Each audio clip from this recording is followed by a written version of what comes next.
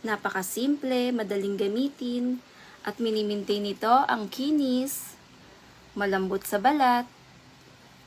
Ito yung aking ginagamit. Pansin mo yung kintab, at walang dark spot.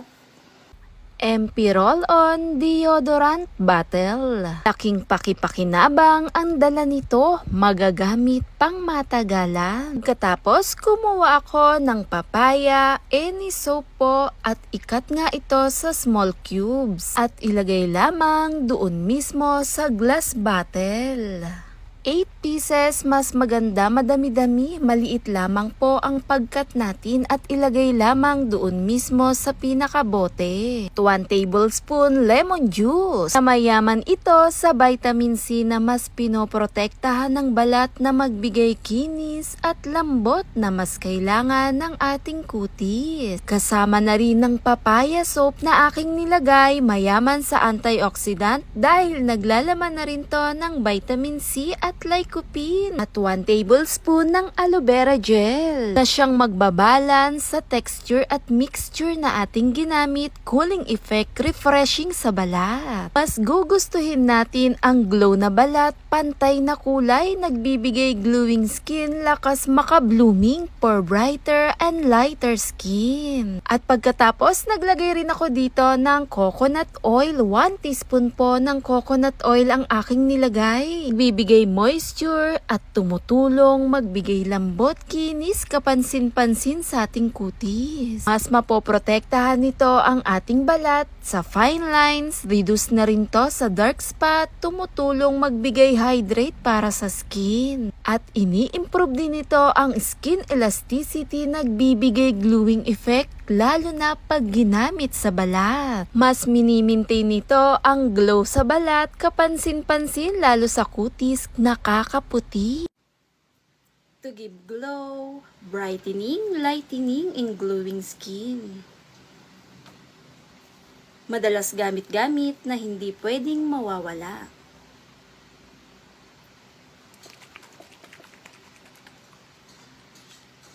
At heto na nga ang magsisilbing facial toner mo na rin. Facial wash. Napakasimple, madaling gamitin, at mini-maintain nito ang kinis, malambot sa balat. Ito yung aking ginagamit. Pansin mo yung kintab, at walang dark spot. Maiiwasan din nito ang pagkaroon ng mga fine lines at wrinkles. Sa paggamit nito, kaya yung mga ganito nyong roll, huwag nyong tatapon, pwede nyo siyang magamit. At dahan-dahan mo lang itong i-roll sa buong mukha. I-massage mo lang siya habang ginagamit. Sobrang kinis nito pag ginamit sa ating balat. Dahil na rin sa mga ingredients nitong dala. Natural exfoliate na rin to na nagbibigay ng malambot na balat at may iwasan ang pagkaroon ng dark spot. At nagbibigay pantay na kulay. Sobrang nakaka-relax, saka cooling effect siya pag ginamit sa ating mukha.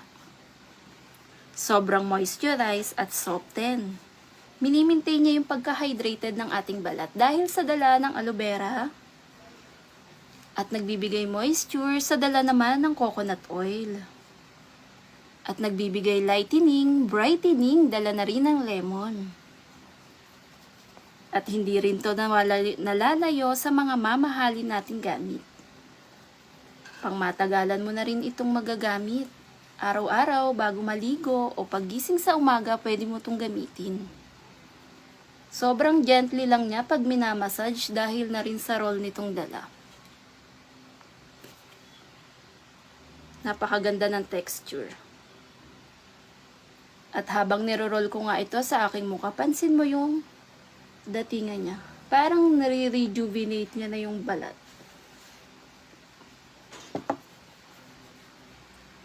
Sobrang lambot. Pagkatapos, pwede mo na itong banlawan. At heto na yung magsisilbing facial wash mo. Morning, evening, pwede mo itong gawin.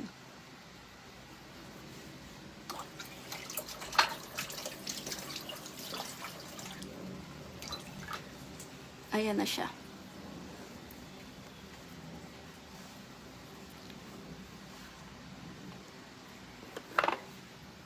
Napakalambot at napakakinis. Mula-mula. Natural exfoliate na rin. Nagbibigay kinis at malambot sa balat. Perfect pang araw-araw. Thanks for watching, guys!